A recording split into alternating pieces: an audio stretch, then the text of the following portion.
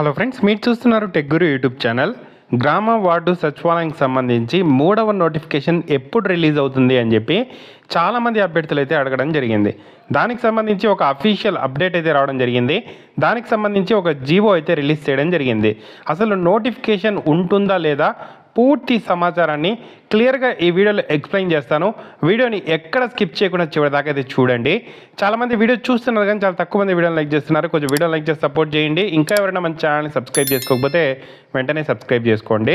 అలాగే మన టెలిగ్రామ్ గ్రూప్లో కూడా జాయిన్ అవ్వండి. ప్రతి ఒక్క అప్డేట్ అక్కడ కూడా లభిస్తాయి. సో అసలు నోటిఫికేషన్ ఉంటుందా లేదా అనే దాన్ని ఇప్పుడైతే మీకు క్లారిటీగా ఎక్స్ప్లెయిన్ చేస్తాను.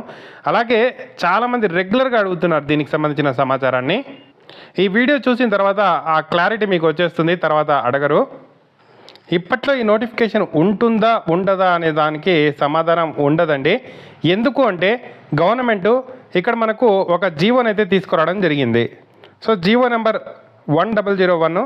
సో ఇక్కడ rationalisation of functionaries in village ward secretariats అని చెప్పి, సో దానికి సంబంధించిన సమాచారాన్ని ఈరోజు సాక్షి న్యూస్ పేపర్లో కూడా వేయడం జరిగింది.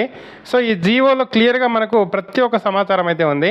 సో ఇదే సమాచారాన్ని మనకు ఈరోజు న్యూస్ పేపర్లో కూడా రావడం జరిగింది. సో ఏంటి ఆ జీవో, ఎలా ఉంటుంది, ఏంటి పూర్తి డీటెయిల్స్ ఒకసారి న్యూస్ పేపర్లో వచ్చిన సమాచారం కూడా చూద్దాము.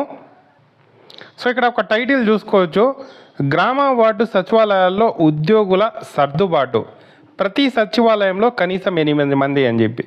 సో గ్రామ వార్డు సచివాలయాల్లో ఉద్యోగుల సర్దుబాటు అంటే, సో ఇక్కడ ఏదైతే సచివాలయాల్లో తక్కువ మంది ఉంటారో అక్కడికి ఎక్కువ మంది ఉండే సచివాలయాల నుండి ట్రాన్స్ఫర్స్ చేసి ఆ సర్దుబాటు ప్రక్రియ రేషనలైజేషన్ అనేది ప్రజెంట్ అయితే చేస్తున్నారు.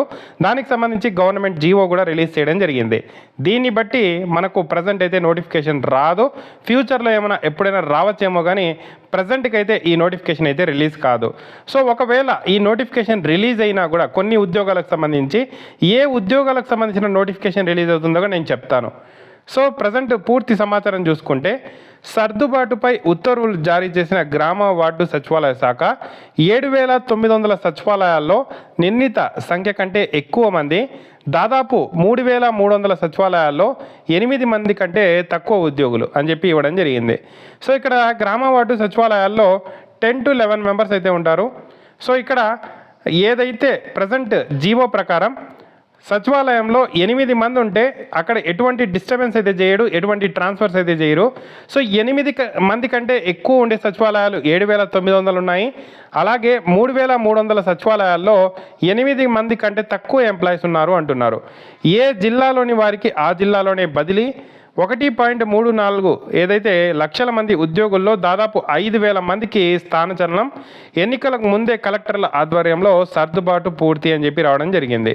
సో ఇక్కడ ఏమీ లేదు, క్లారిటీగా చెప్పాలంటే ఏదైనా సచివాలయంలో 8 మంది ఎంప్లాయీస్ వర్క్ చేస్తూ ఉంటే 10 మందికి అక్కడ ఎటువంటి ట్రాన్స్ఫర్స్ చేయరు, అక్కడ ఎటువంటి సర్దుబాటు చేయరు. సో 8 మంది కన్నా తక్కువ ఉన్నారంటే, సో అటువంటి సచివాలయానికి ఈ 10 మంది సచివాలయంలోని ఎంప్లాయీస్ ఉంటారు కదా, వాళ్లకు ఇక్కడ ట్రాన్స్ఫర్స్ అయితే చేస్తారు. సో ఒక సచివాలయంలో 7 మంది, ఒక సచివాలయంలో 10 మంది ఉన్నారంటే, సో ఈ 10 మంది సచివాలయంలోని ఒక ఎంప్లాయీని తీసుకొని వెళ్ళి ఆ సచివాలయంలో సర్దుబాటు చేస్తారు. సో ఆ విధమైన రేషనలైజేషన్ అయితే ఉంటుంది. రాష్ట్రంలో అన్ని గ్రామ వార్డు సచివాలయాల్లో కనీసం 8 మంది ఉద్యోగులు ఉండేలా ప్రభుత్వం సర్దుబాటు చర్యలు అయితే ప్రారంభించింది. ఇటీవల బదిలీల అనంతరం కొన్ని సచివాలయాల్లో నిర్ణీత సంఖ్య 8 కంటే ఎక్కువ మంది ఉద్యోగులు ఉండగా మరికొన్నింటిలో తక్కువ మంది ఉన్నారు. అన్ని చోట్ల సమాన సంఖ్యలో ఉద్యోగులు ఉండేలా ప్రభుత్వం రేషనలైజేషన్కు చర్యలు అయితే చేపట్టింది. ఇందుకు సంబంధించి విధి విధానాలతో గ్రామ వార్డు సచివాలయ వాలంటీర్ల శాఖ ప్రత్యేక ప్రధాన కార్యదర్శి అజయ్ జైన్ శుక్రవారం ఆదేశాలు జారీ చేశారు. రాష్ట్రంలోని మొత్తం 15,004 గ్రామ వార్డు సచివాలయాల్లో దాదాపు 1.34 లక్షల మంది ఉద్యోగులు ఉన్నారు. ప్రస్తుతం దాదాపు 7,900 సచివాలయాల్లో 8 మంది కంటే ఎక్కువగానే ఉద్యోగులు ఉన్నారు. సుమారు 3,300 సచివాలయాల్లో 8 మంది కంటే తక్కువ సంఖ్యలో ఉన్నారు. మిగిలిన చోట్ల 8 మంది చొప్పున పనిచేస్తున్నారు. ఎక్కువ మంది సిబ్బంది ఉన్న సచివాలయం నుంచి తక్కువ సంఖ్యలో ఉన్న సచివాలయానికి ఉద్యోగులను సర్దుబాటు చేస్తారు. సో ఇప్పుడే మీకు చెప్పాను కదా, ఆ విధంగా సర్దుబాటు చేస్తారు. 8 మంది పనిచేస్తున్న చోట ఎవరికి బదిలీలు ఉండవు. సో 8 మంది పనిచేస్తూ ఉంటే అక్కడ ఎటువంటి బదిలీలు ఉండవు. ఈ సుమారు 5,000 మందికి స్థానచలనం కలుగుతుందని చెప్పి వెల్లడించారు. జిల్లాల ప్రాతిపదికన కలెక్టర్ల ఆధ్వర్యంలో సర్దుబాటు జరుగుతుందని చెప్పి తెలపడం జరిగింది. ఏ జిల్లాలోని వారికి ఆ జిల్లాలోనే బదిలీ ఉంటుందని పేర్కొన్నారు. ఎన్నికల ముందే రానున్న 10-15 రోజుల్లో మొత్తం ప్రక్రియ పూర్తవుతుందని చెప్పి అధికారులు అయితే వెల్లడించడం జరిగింది. సో ఇది ఈరోజు వచ్చిన న్యూస్ పేపర్లో సమాచారం. సో ఏ కేటగిరీ ఉద్యోగులకు ఖాళీలో అదే కేటగిరీ ఉద్యోగితో సర్దుబాటు చేస్తారు. జిల్లా ప్రాతిపదికన జిల్లాలో పరిధిలోని సర్దుబాటు ఉంటుంది. ఎక్కువ మంది సిబ్బంది ఉన్న సచివాలయాల నుంచి తక్కువ సంఖ్యలో ఉద్యోగుల్ని ఉన్న సచివాలయానికి బదిలీ చేస్తారు.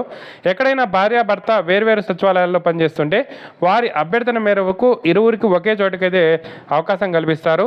గ్రామ సచివాలయాల్లో 4 కేటగిరీ ఉద్యోగుల్లో, వార్డు సచివాలయాల్లో 3 కేటగిరీ ఉద్యోగులకు మాత్రమే ఈ పరిమితమై ఈ సర్దుబాటు ఉంటుంది. గ్రామ సచివాలయాల్లో 4 కేటగిరీలు చూసుకుంటే ఫస్ట్ ప్రియారిటీ గ్రామ వెల్ఫేర్ ఎడ్యుకేషన్ అసిస్టెంట్. నెక్స్ట్ వస్తే అప్పటికీ సర్దుబాటు అవ్వకపోతే రెండో ప్రాధాన్యత ఎంఎస్కే మహిళా సంరక్షణ కార్యదర్శికి ఉంటుంది. సో అప్పటికీ కాకపోతే నెక్స్ట్ మూడో ప్రాధాన్యత డిజిటల్ అసిస్టెంట్. సో అప్పటికీ మిగిలిపోతే 4వ ప్రాధాన్యత కింద పంచాయత్ సెక్రటరీని బదిలీ చేస్తారు. ఇలా ప్రాధాన్యతలు అయితే సర్దుబాటు చేస్తారు. వార్డు సచివాలయాల్లో మొదటి ప్రాధాన్యత వార్డు వెల్ఫేర్ డెవలప్మెంట్ సెక్రటరీ, రెండవ ప్రాధాన్యత మహిళా పోలీసు, మూడో ప్రాధాన్యత ward education and data processing secretary. So ఈ విధంగా సర్దుబాటు చేస్తారు. ఉద్యోగులు నేరుగా కౌన్సిలింగ్ ద్వారా ఈ సర్దుబాటు ప్రక్రియ అయితే చేపడతారు. సో ఇక్కడ ఎవరికి సర్దుబాటు ఉండదు అని చూసుకుంటే దాన్ని జీవోలో క్లియర్గా మెన్షన్ చేశారు. అదొకసారి చూద్దాము. సో జీవోలో ఒక నోట్ పాయింట్ పెట్టడం జరిగింది. The designation of agriculture assistant, horticulture, sericulture, animal husbandry, fisheries assistant, ANM, ward health secretary, energy assistant are not disturbed. So ఈ ఎంప్లాయీస్ని ఖచ్చితంగా ట్రాన్స్ఫర్స్ అనేవి జరగవు.